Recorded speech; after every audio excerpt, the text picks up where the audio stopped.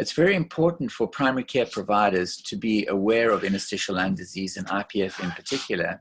since it makes intuitive sense that the earlier one makes a diagnosis, the earlier one can intervene, and the greater the likelihood of success in terms of maintaining patients' lung function and affecting their outcomes in terms of maintaining or improving their quality of life and potentially maintaining and improving their survival.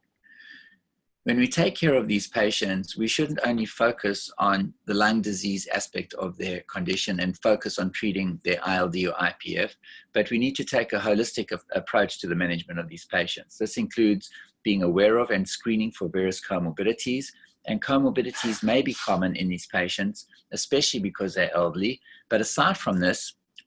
patients with IPF in particular, even if you account for age, smoking history, have a higher incidence of various comorbidities, including obstructive sleep apnea,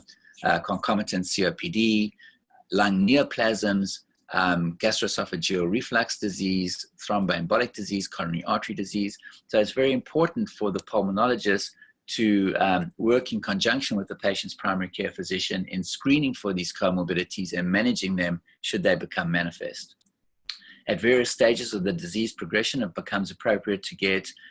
other resources in place, such as palliative care to manage patient symptoms. And if the patients progress and to a point where they have hypoxic respiratory failure and are not transplant candidates and everything else has been tried, then hospice care can become important as well.